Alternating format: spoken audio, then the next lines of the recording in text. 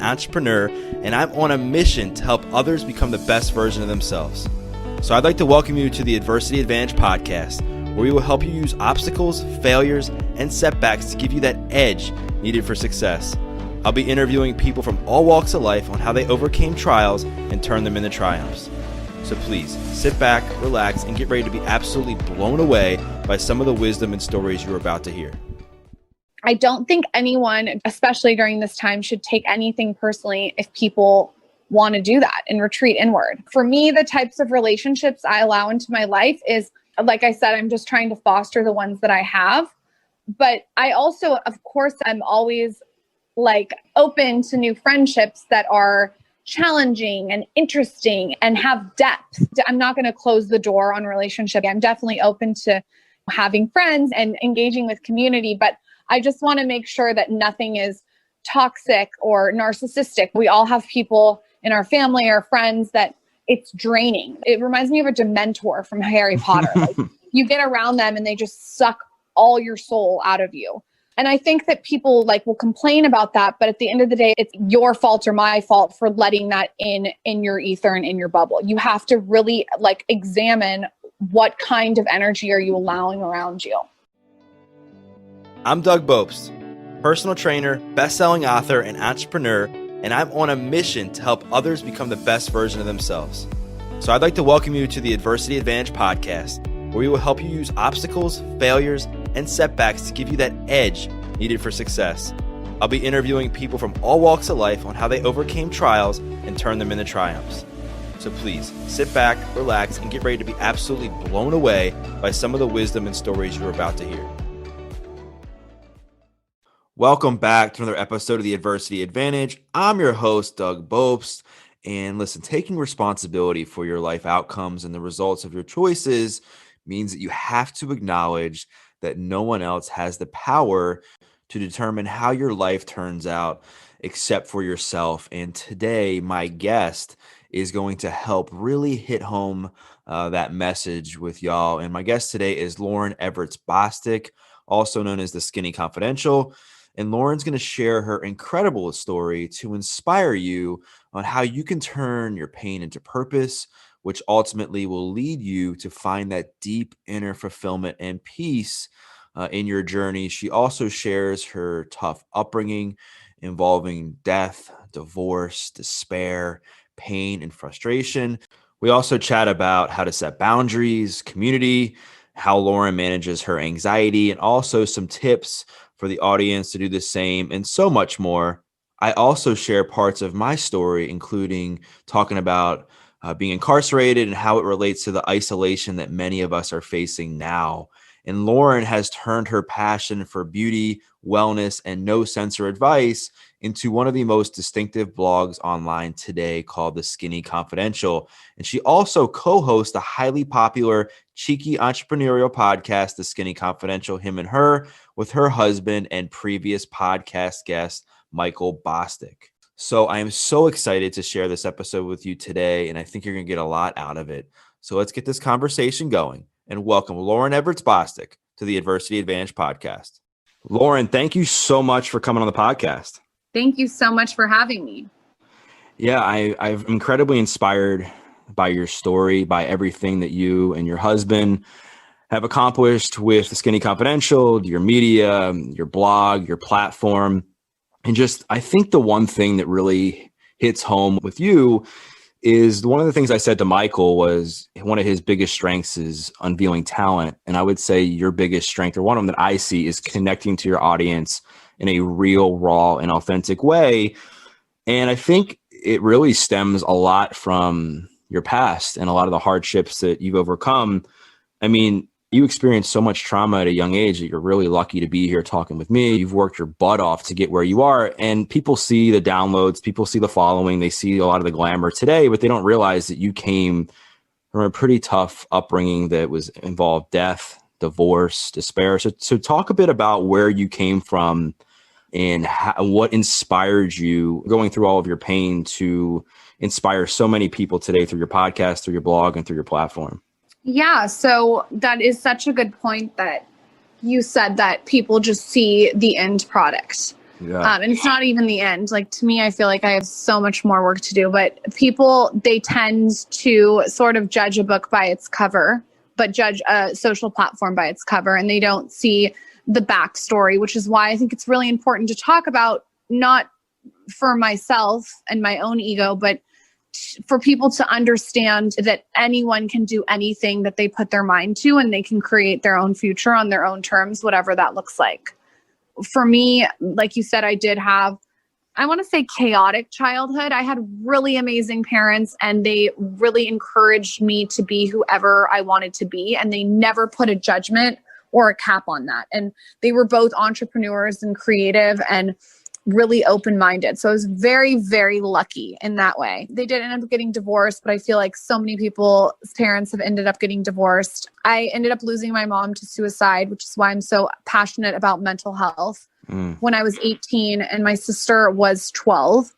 And after that, my sister developed, like, imagine the worst drug addiction you can ever see or experience, to heroin and meth. Wow. And it was just like, the reason I think it was so traumatic looking back is it's like we were a family of 4, and I just sort of had everything ripped. Yeah. And so did my sister, because like she was dealing with all that too. And she's very young, 12 years old. So that was very challenging. And looking back, I think that it did a lot though to shape me to who I am. Like, I look back on it and I can see why I do things the way I do it. And I see a lot of positives that came from it. And I remember being 18 after my mom died and being in my room and being like, seriously, like thinking, I have a choice right now. I can allow this to crush me, and I can play the victim, and I can run around and talk about it and make excuses for bad behavior, or I can use this to fuel me. And I really made a conscious decision to use this to fuel me. And for a long time, I think the reason that I've been so persistent with accomplishments and succeeding was because I kind of wanted to like prove. And I talked to Tony Robbins, and he said that sometimes the thing that gets you to where you are stops working. And so it's interesting because I can tell that like for 10 years of my career, I've been like, prove, like prove that I can like overcome adversity and challenge and like work through it and make it positive. But now I'm to the point that I became a mother and I had a daughter. And so that brought up all different kinds of emotions because of the relationship I had with my mom. So I had to sort of sit back and be like, what's the next chapter for me? What's the purpose and what's driving me? And how can I take the fuel of proving people and change it to something different? So I think my next chapter in life, like my purpose is going to be a little bit different. I'm trying to refine that, and I'm still working on that. But it's interesting because if you're anywhere in life and you look at where you are, you can kind of look at what your reason is, what your purpose is. And mine was prove. And like Tony said, like it gets you to where you are, but then you have to examine, is it going to get you to the next 10 years? If that makes sense. 100%. And I've heard you say that quote from Tony a few times, and it definitely makes sense. 100%. I mean, from the outside looking in, first of all, kudos to you for at such a young age, being 18, being like, I'm not going to play the victim. I'm going to own this. I'm going to make this situation, turn the situation into something incredibly positive and let it fuel me to help so many people. But then I think what probably happened is you had this high of working your tail off, creating something incredibly magical. Then all of a sudden you have your own child, and it triggered or brought back memories of the last memory you have of maternity was with your mom. And then you probably had to pause a little bit, and then COVID happens and we have more isolation and more time to ourselves in a way. And some things come to the surface that we forget was kind of there. And I think what happens a lot of times, at least in my own experience, my own healing journey, is that when you suppress a lot of emotions and you just go and just get through it, it tends to creep up on you later in life, which it seems to me like a little bit of what you're experiencing now. But I think the positive thing is you're so open, you're so vulnerable. You have such humility that you're like, you know what, like it's here. I'm going to deal with it in the best way I can. And it seems that you've really made a great effort to take this anxiety, to take whatever trauma has crept up on you and continue to work on it so that you can help yourself, but also help the people that follow you, right? Absolutely. And be able to show up as the best version of myself. And so what that looks like in my toolbox right now is I've noticed through quarantine and through being pregnant that I need to be around nature. Yeah. If you had asked me that 3 years ago, I would have looked at you with a blank stare. Like, what are you talking about? I've noticed I need to be outside. I need to connect with myself. I need to be still. I need to put my feet on the ground. I need to do breath work. I need to have a morning routine. And I need to do self-care so I can show up as the best version of myself. Tim Ferriss said something that was so relevant to me. He said the way he combats anxiety is he is preventative about it as opposed to reactive. So instead of waiting for the anxiety to come and then dealing with it, what he does is he prevents it. And like, I have to do certain things so I can prevent it. And a lot of us have anxiety right now. I am not special. We're all dealing with anxiety in different areas. But I do think that it is important to look at your calendar in your life and see where you're being still, where you're having reading time, where you're having time to connect with your significant other. I even have in my calendar time with my daughter. Like, I need a lot of daily routine practices to prevent the anxiety from even coming. And I notice on the days that I don't do it are the days that I need it most. So like, I'll give you an example. I drank way too much alcohol last week on a Thursday and woke up and I was so hungover and I didn't do any of the things that I should do. Like, I didn't go out and take a walk. I didn't go out and get sunlight. I didn't drink a bunch of water. I didn't do all like the breath work and I didn't do it. And it was horrible. Right. So I just think it's really important to have the tools in your toolbox, but then create micro systems to use those tools. And what I mean by that is on my calendar is read a chapter of the Daily Stoic. On my calendar is breath work. On my calendar is time with my daughter. Like I said, there's reading time on my calendar. And what I've realized is like, it's saying no. And this year, I think, has done that for everyone. We are at a point where so many things have been cut off to us. And you start to realize, wait a fucking minute. I don't need as much as I thought I did. I don't need to be busy all day long. I've realized that like busy was an addiction for me. It was like a gold star on my chart. And now I think it's incredibly sexy and I think it's incredibly smart to not have 6,000 things on my calendar. So saying no a lot and also like creating space. So like on Wednesdays, I do all my conference calls and interviews, but any other day of the week, I don't want to do it. And I know that might sound weird because I'm running a business, but I have to protect my time or else that's what's going to cause the anxiety. So you have to be like a gatekeeper of your time and just really be a practitioner of your calendar. I 100% respect that. And I'm thankful that you took the time to do our interview with everything you have going on. And I've heard you talk about recently how you've had boundaries in your life so that you can protect your peace, protect your energy. And it's not about like just the fact that you own a business. It's just like you got to protect yourself so that you can be your best self. So you can be that great spouse. So you can be a great mom. So you can be a great podcast host. So you can be a great person for people to look up to on social media, whatever the case may be. And you're right. A lot has been put into perspective during this time. I was telling your husband when I interviewed him, one of the things that was really put into perspective with me when I was incarcerated was my freedom. You know, and you don't realize what you take for granted until it's taken from you. And when I couldn't talk to who I wanted to, I couldn't go where I wanted to, I couldn't eat what I wanted to. When I got out, I realized like, wow, I have been taking so much for granted. I've been taking the people in my life for granted. I've been taking my health for granted. I've been taking certain things that I had in my possession for granted. And it inspired me to be like, all right, like, what do I need to really get rid of? What do I need to put more focus on? What's going to keep me in check with my mental health and prevent me from going back into jail. And that's what really helped spark my own transformation. And it seems like you're doing the very same thing in a different way. You're looking at yourself and saying, I had a baby. I'm overwhelmed. I got a lot going on. I'm getting anxious. Things are creeping up on me. I don't want to backtrack in my mental health. I want to show up to the best version of me as possible and set some boundaries so that I can continue to grow and get better. And I think a lot of people struggle to set boundaries because they think that if they say no to somebody, that somebody's going to get hurt, or if they say no to somebody, that they're going to lose out on money. And in reality, if you're burned out and you're struggling with your mental health, your ability to help other people and make more money is not going to happen anyway. Totally agree. You have to create the boundaries I was reading this study the other day that says you can only really have serious, deep relationships with 30 people. After 30 people, your brain, like, it does something or it maxes out. And what I notice is sometimes people will text me or email me and they want a response right away. Right. And I want to have this conversation more because I feel like there's like a self-awareness chip missing sometimes. Because if you're coming into my inbox or I'm coming into your text message, you are taking someone's commodity of time and their currency. And just because you text someone, it doesn't mean you should get an answer right away. I sometimes take 2 weeks to text people back.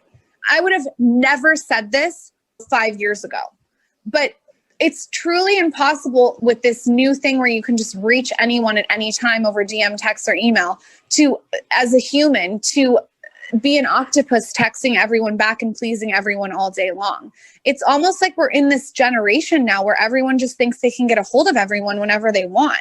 So what I do, like, with that, and this has to do with mental health, believe it or not, like, it's the anxiety of, oh my God, I have to respond. Oh my God, I have to do this. I have to do that. It's like we're doing so many things. You can do anything, but you can't do everything. And I feel like for so long, everyone was trying to do everything, and then COVID hit. And I think people are creating these boundaries now where it's like, if you're going to text me, don't expect a response right away anymore. I feel like I can feel people's boundaries, and I'm about it. I like it. Yeah, you're so right, because I think now with the society we live in, it's 2020, people can get a hold of anybody through DM, through email, through Google, whatever, and they will blow people's phones up and be like, all right, I texted you, you haven't responded in an hour, you used to respond in an hour, let me get a text back, or let me get a text back in a day. And it's like people are busy, and I think now more than ever during this time, hopefully people have looked in the mirror and said, I really need to stay off social media more. I need to focus more on my health. I need to protect my immunity. I need to focus on how to handle anxiety, depression, whatever, the best I can.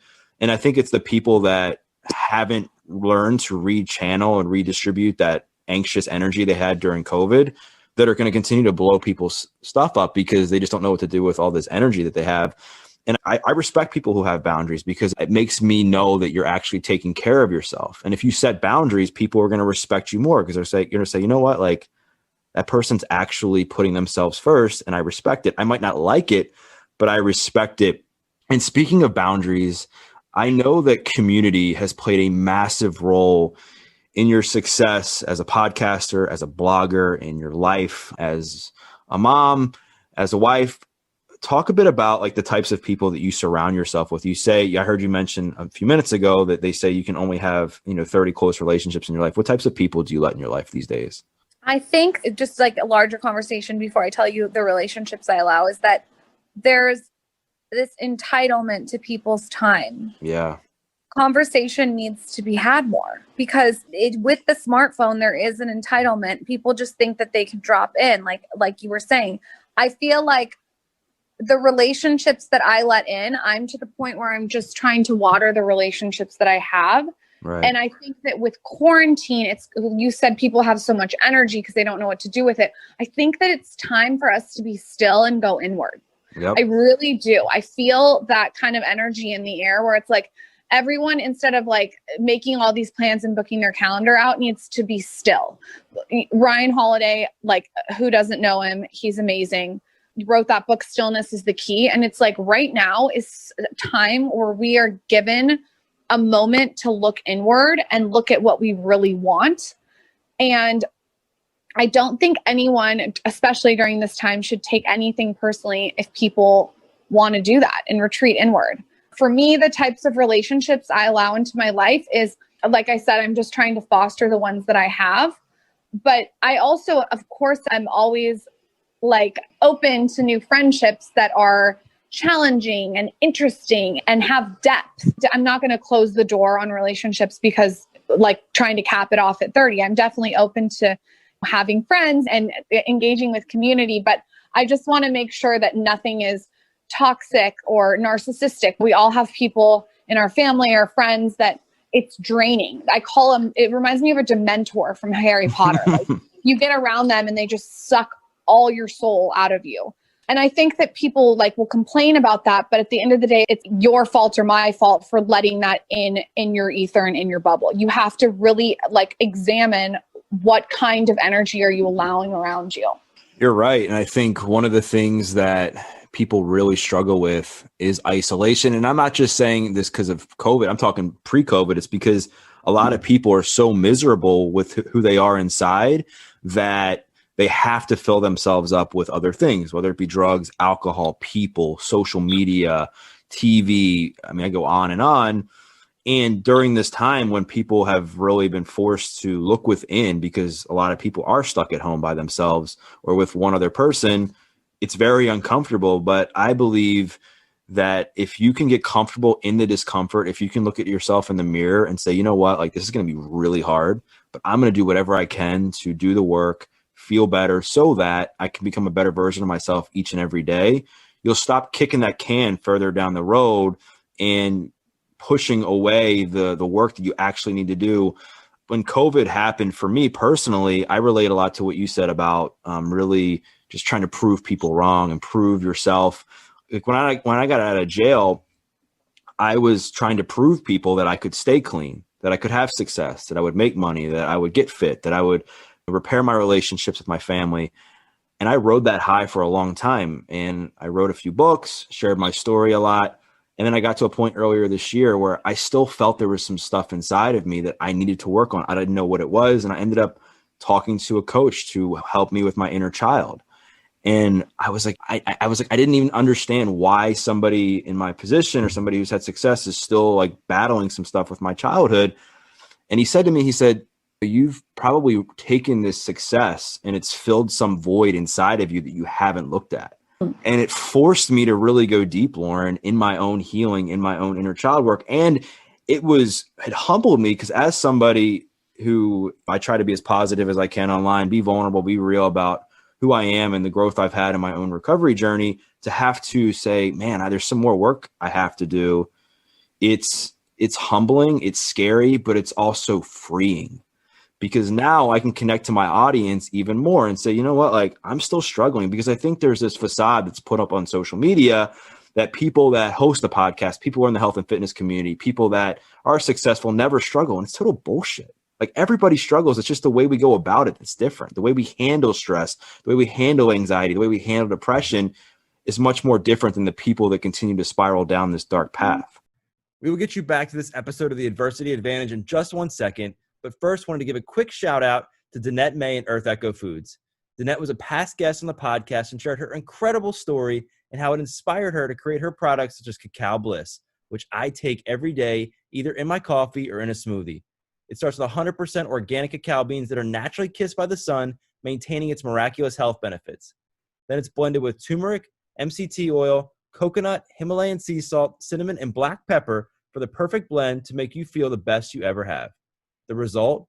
Fall in love with a truly decadent, healthy, guilt-free chocolate, removing your cravings, facilitating weight loss, boosting your energy, and reducing your inflammation with one simple drink. Not only that, it is friendly to keto, gluten-free, paleo, vegan, and vegetarian diets. So go to earthechofoods.com/Doug Bopst. Again, earthechofoods.com/Doug Bopst. Check it out for yourself and learn more about the amazing benefits of Cacao Bliss. And when you enter in the promo code Doug at checkout, you'll get 15% off. Now back to the show. Well, I think maybe the difference is that when you're in this space, you're constantly trying to improve your mindset. Like, Yeah. I think you take those pockets of time. For instance, like if I'm driving to work out, I'm listening to a podcast. If I'm making the bed, I'm listening to an Audible book. Like every opportunity is such an opportunity to learn. And just going back to what you said about being incarcerated, I feel like you probably have a wisdom that not a lot of people have because you had your freedoms taken away. And I bet you, I'm just guessing, that quarantine is a lot easier for you than it is for other people because you probably feel like, shit, we're still free. Like, it's not like we're locked in a jail cell. Yeah, there's a lot of that. I remember people asking me about it when it first happened. And I'm used to being with my own feelings, being with my own emotions. Because when I was incarcerated, I had a 300-400 milligram a day Oxycontin habit to the point where half my left nose was missing and was constipated for a month. So I was self-medicating myself to the point, it was almost like I was like trying to kill a horse, the amount of drugs I was taking. And when it all came out of my system in jail, I was faced with me in jail. All the masks came off. My emotions were as real and raw as ever. And I was forced to deal with them in a healthy way. I was forced to start working out. I was forced to start practicing gratitude. I was forced to start changing the way I talk to myself. And because of all that, I started to reattach behaviors to certain emotions I had. But the difference now, I think for me, and I was being asked this the other day, is at least when I was in jail, I knew when I was going in, I knew when I was getting out. I knew when my probation was up. Now there's so much uncertainty. I mean, we don't know when the lockdown and the restrictions are going to come and go. Like, I have no control over that. I had control over a lot of my behaviors in jail when I got out because I knew it was up to me, where now it's not. And not to say this is harder, it's just different. Does that make sense?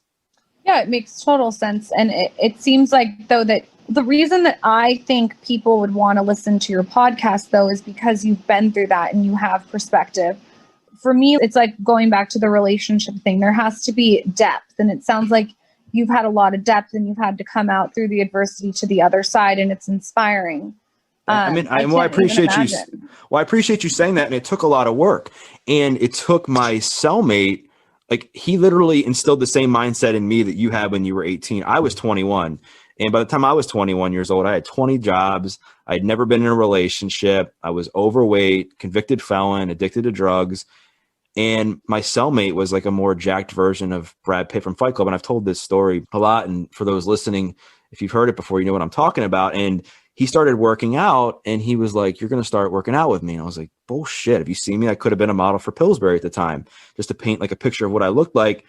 And he just kept asking me about my story. And I was blaming my parents for getting divorced. I was blaming people for picking on me in school. I was blaming the girls for rejecting me in high school.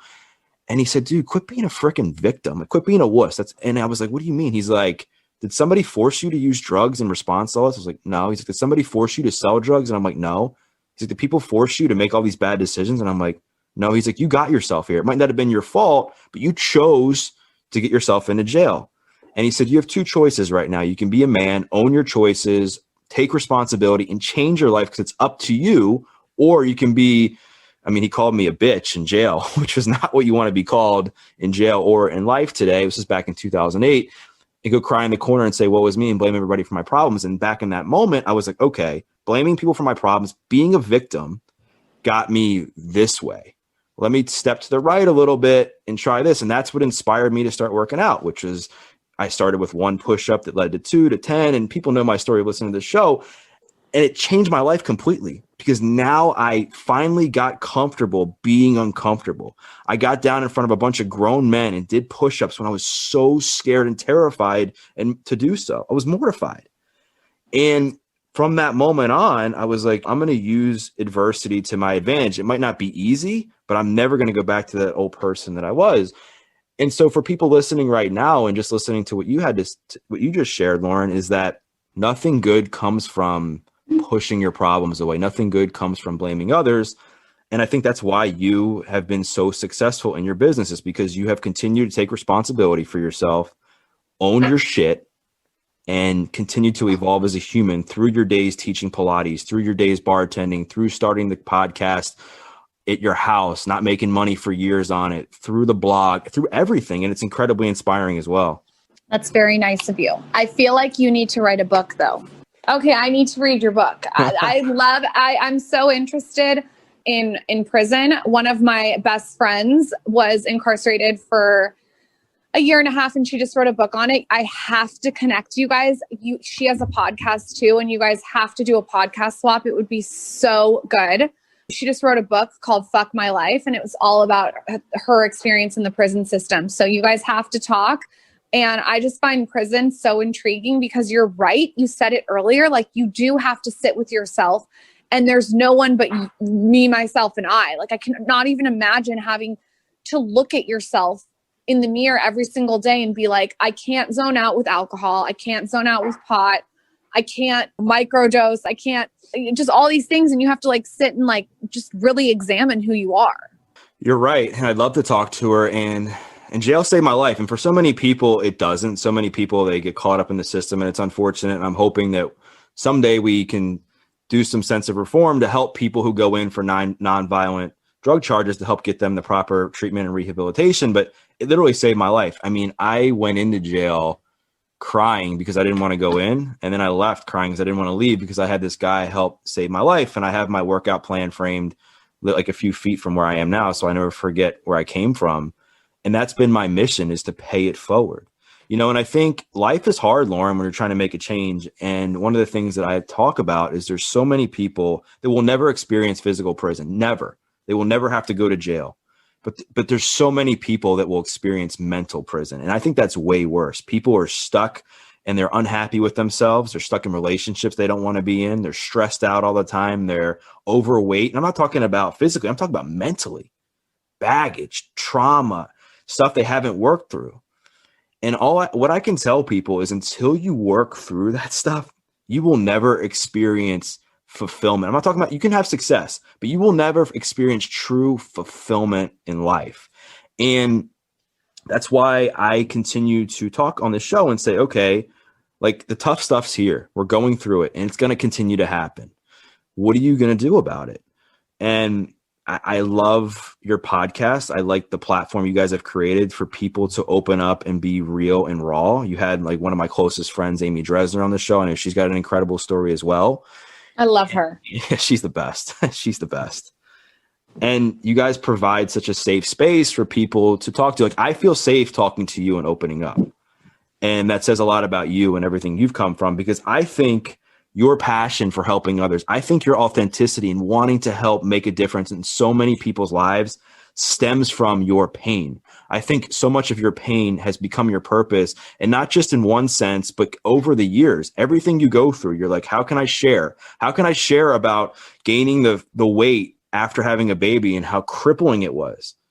How it hurt your self-esteem and the shame of taking time away from your child. Like, how can I share my message with people to help get them further along on their journey? And I think that's very commendable. Thank you so much. That's so nice of you. I do hope by opening up about certain issues that people realize that everyone goes through shit. There's nothing worse when you talk to someone and everything looks perfect and it's like everything's like so done up and there's no like cracks in the facade, the veneer.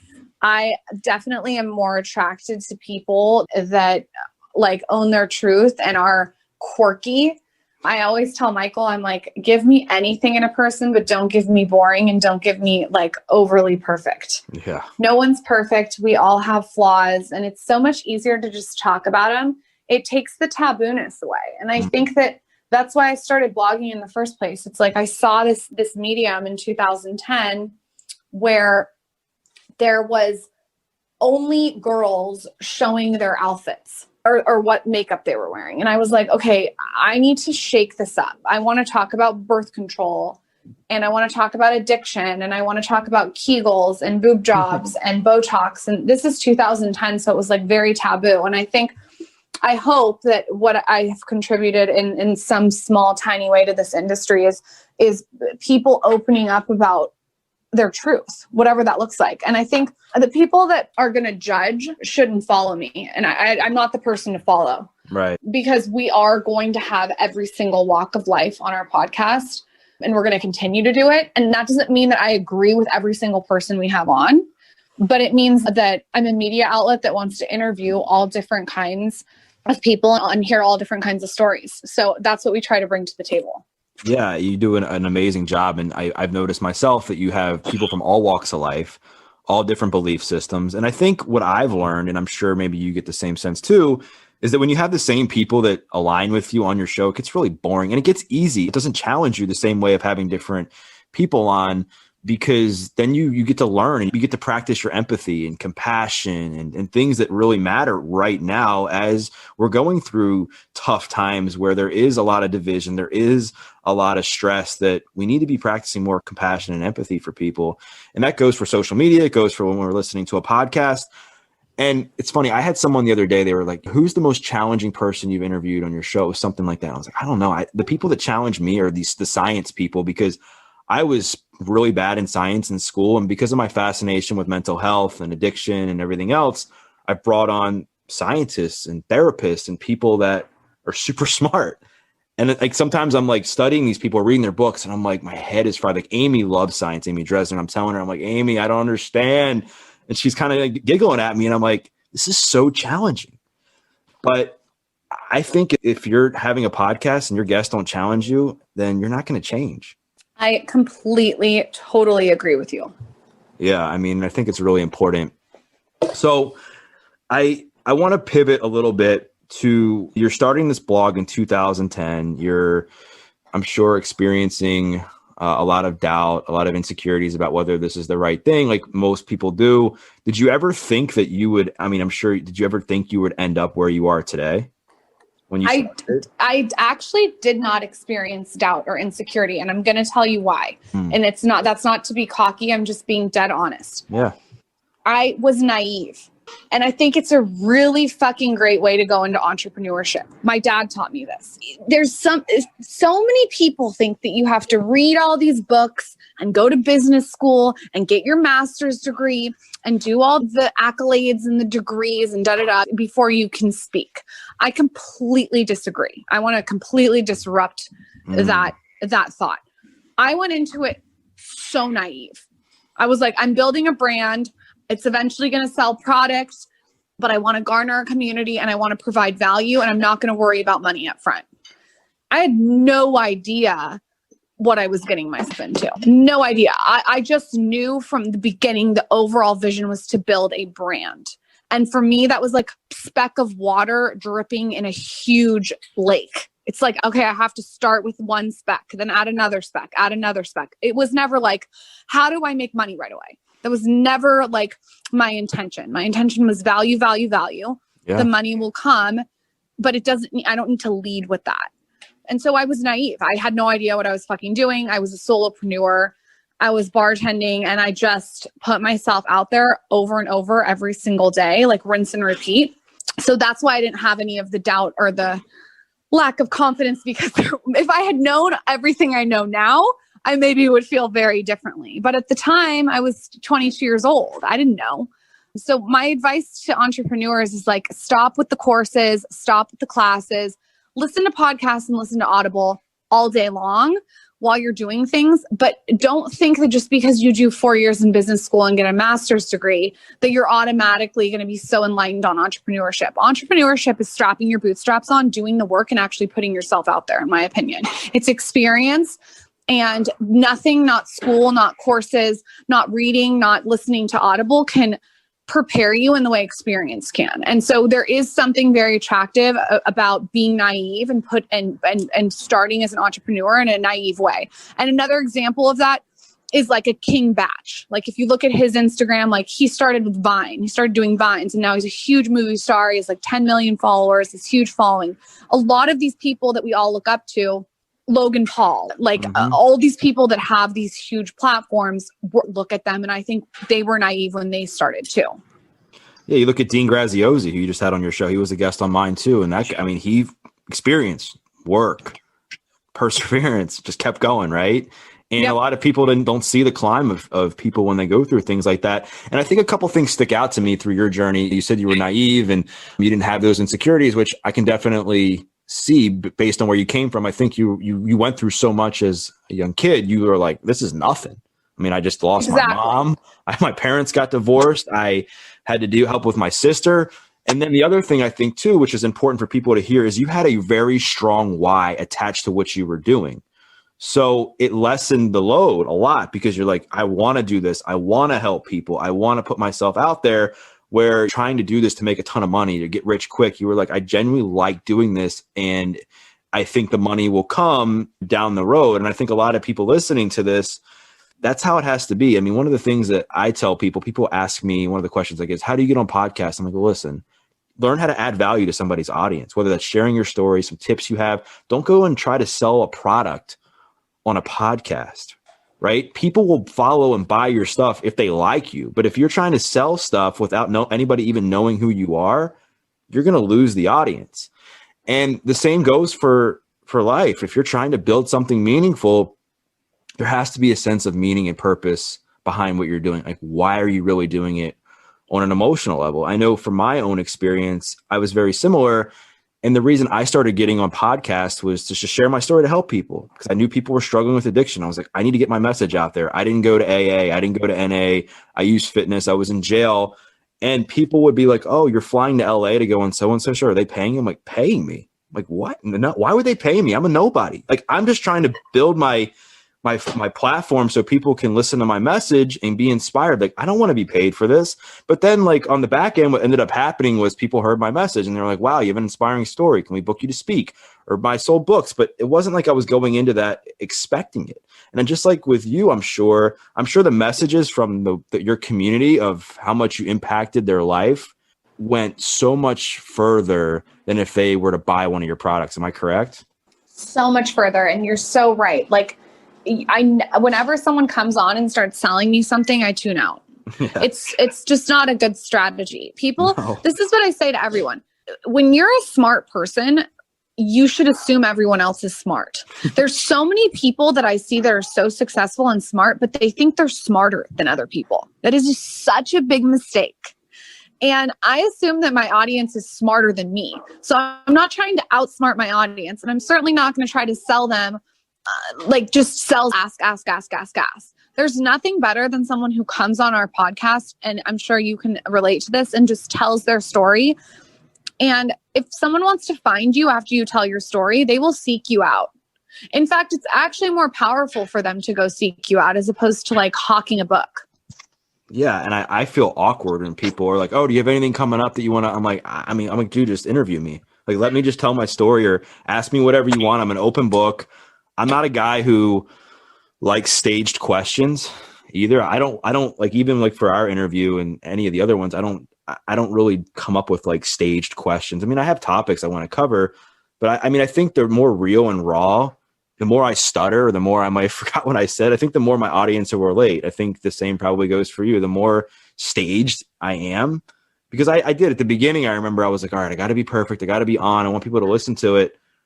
But then I remembered, like, people relate to humility and vulnerability and the mess ups. They don't relate so much to perfection, because no one's perfect. We live in a world where everybody's an imperfect perfectionist, right? Everyone's trying to be perfect, yet we all know we're imperfect. And in a world of social media, buying followers, buying this, buying that, follow me, follow this, we put clout so much into the things that are external.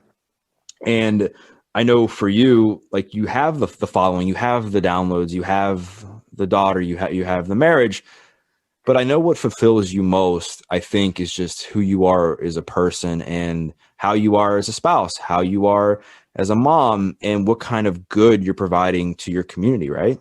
Totally. Yeah, I think that the most important thing to me, obviously, is my family and my mental health.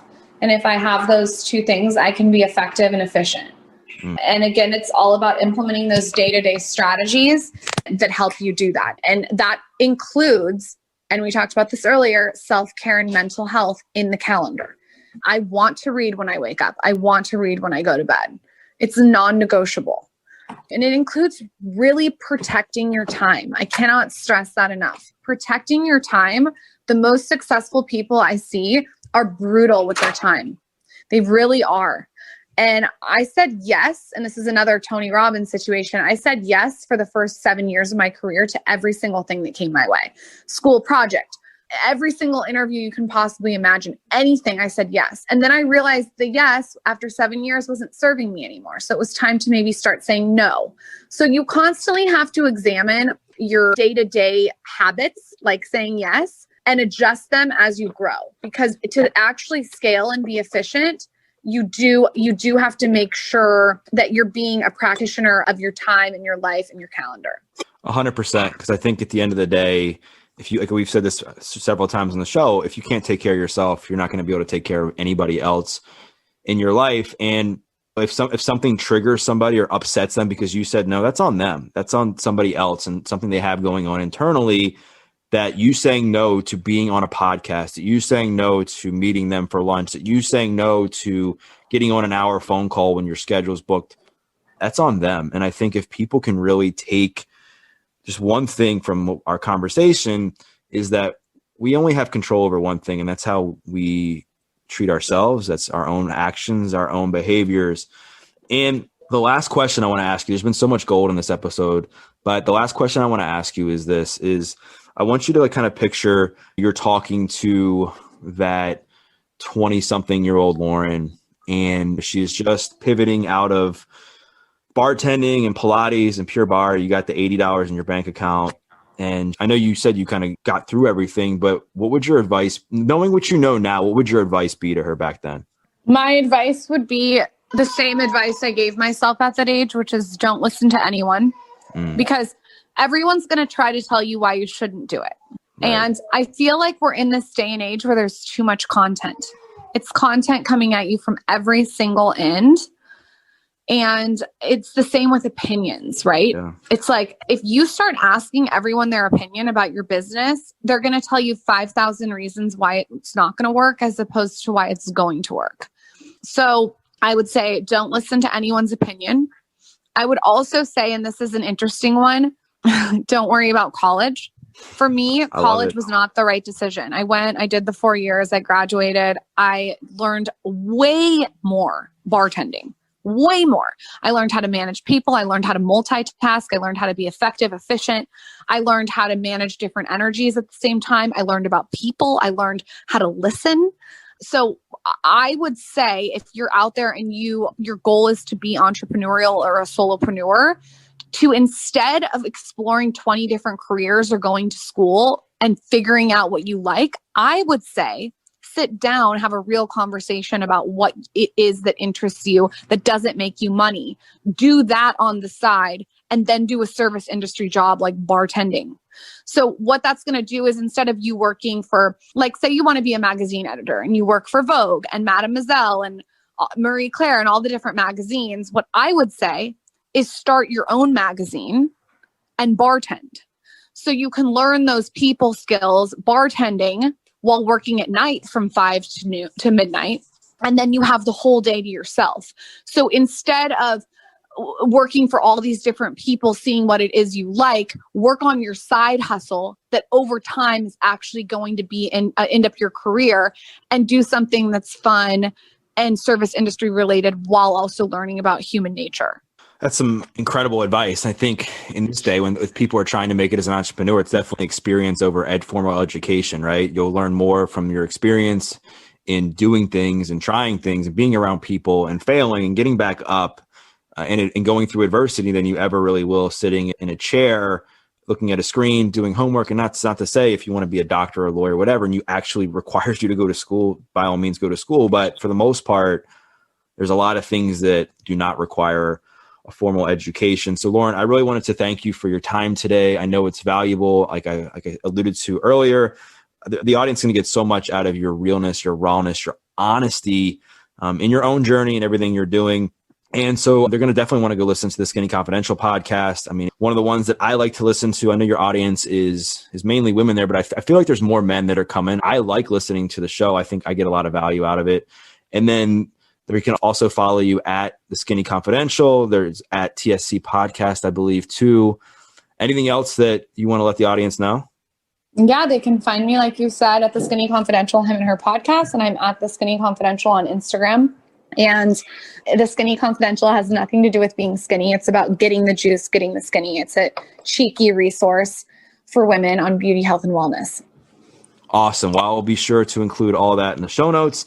And for those listening, please listen to this. And this is going to be one, like many, you pause a few times and just write down maybe a nugget that Lauryn said. Maybe it was something that I said. I know I shared a little bit about my journey in this one too, and maybe how it can apply to your life and what you're going through right now. Or maybe you're somebody that's been chasing after money, chasing after success for the wrong reasons. Or maybe you're struggling with your mental health or setting boundaries, or you're in a place where you really need to look yourself in the mirror and say, I've been putting something off for so long. I need to take a chance on myself now before it's too late. And once again, if you really enjoyed this episode and you got something out of it that had an impact on your life, screenshot it, tag myself, tag Lauryn, let us know what you thought of it, because we look forward to hearing your feedback. And once again, we thank you for listening to this episode of The Adversity Advantage. I'm your host, Doug Bopst. We'll see you next time.